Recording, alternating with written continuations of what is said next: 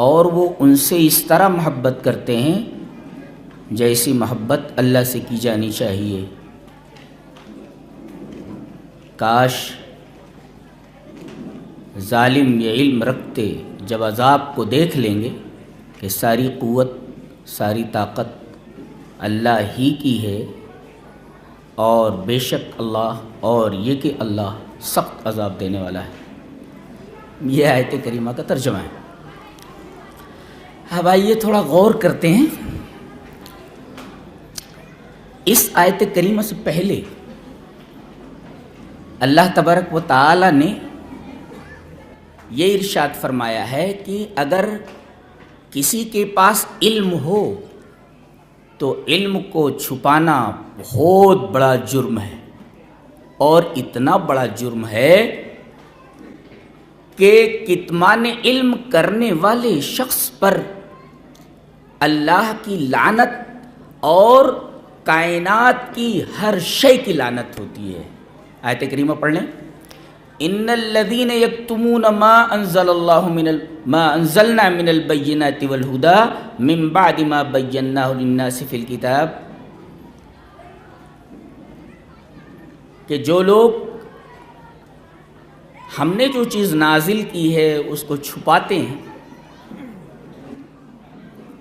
اولئک یلعنهم اللہ ویلعنهم اللاعنون، ان کے اوپر اللہ لعنت کرتا ہے اور دنیا کے سارے لعنت کرنے والے ان کے اوپر لعنت کرتے ہیں۔ تو ایک بات کیا معلوم ہوئی کہ اللہ اگر کسی کو علم دین سے نوازے تو ضروری ہے کہ وہ علم کو چھپائے نہ، بلکہ اس کو ظاہر کرے۔ علم کو چھپانا بہت بڑا گناہ ہے، اس پر اللہ کی لعنت اور تمام لعنت کرنے والوں کی لعنت ہے۔ یہ بات کہی گی معنی بعد تھوڑا ایک دو آیتوں کے بعد کہا گیا وَإِلَٰهُكُمْ إِلَٰهٌ وَاحِدٌ لَا إِلَٰهَ إِلَّا هُوَ الرَّحْمَٰنُ الرَّحِيمُ، تمہارا معبود ایک معبود ہے۔ یہ کتمان علم کو، علم کے چھپانے کو بہت بڑا جرم قرار دینے کی بات کہہ کر توحید کی بات کہی ہے۔ پتہ یہ چلا کہ تمام علوم میں سب سے اہم علم توحید ہے، اور توحید کو چھپانا یہ تمام جرائم میں، تمام گناہوں میں سب سے بڑا جرم اور سب سے بڑا گناہ ہے۔ کتمان علم بہت بڑا جرم، اس کے تذکرے کے بعد کہا گیا وَإِلَٰهُكُمْ إِلَٰهٌ وَاحِدٌ، تمہارا معبود ایک معبود ہے۔ یعنی تمام علوم میں علم توحید سب سے زیادہ اہم ہے، اس کو چھپانا سب سے بڑا گناہ ہے، اس سے بڑا گناہ کوئی ہو ہی نہیں سکتا۔ اب سوال یہ پیدا ہوا کہ تمہارا معبود ایک معبود ہے، یعنی توحید، کیوں، کیسے، یہ سوال پیدا ہوتا ہے نا۔ اور کفار کو بھی یہی سوال لاحق تھا کہ ایک معبود کیسے ہو سکتا ہے، کئی معبود کیوں نہیں ہو سکتے، ایک ہی ذات قابل پرستش کیوں ہے، قابل عبادت کیوں ہے، دوسرے کیوں نہیں؟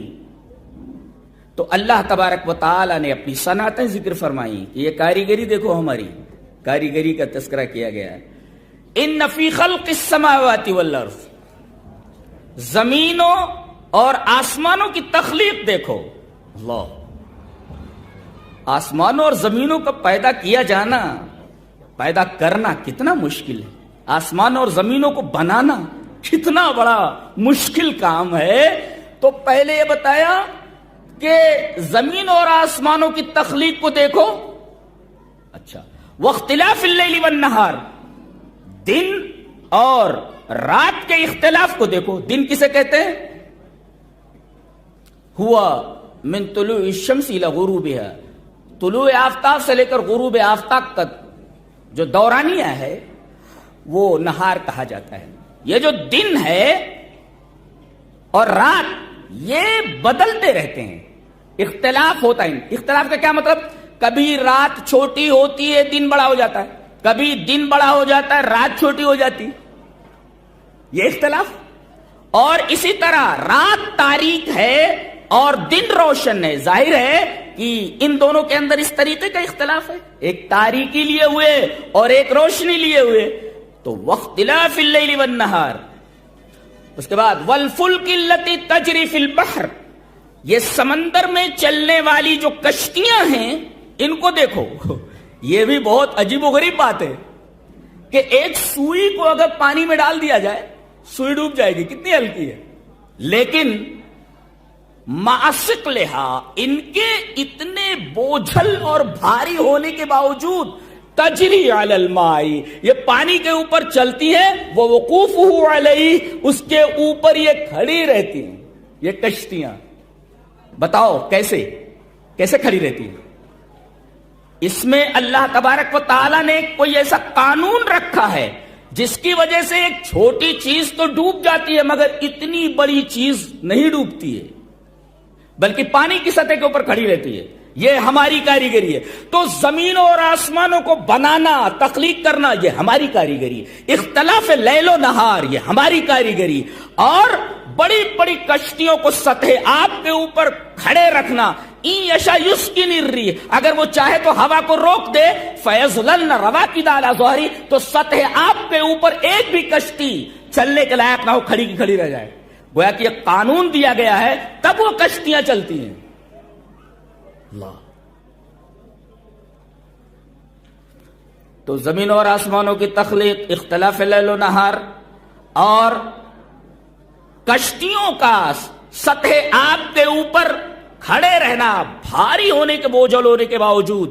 اچھا، بما ينفع الناس، اس میں اللہ کی حکمتیں دیکھو کہ ایک جگہ سے دوسری جگہ لوگوں کو سامانوں کی ضرورت ہوتی ہے، ان کشتیوں کے ذریعے ہی ایک جگہ سے دوسری جگہ یہ نفع بخش چیزیں پہنچائی جاتی ہیں. یہ بھی اللہ تبارک و تعالیٰ کی بہت بڑی کاریگری ہے، بہت بڑی صنعت ہے.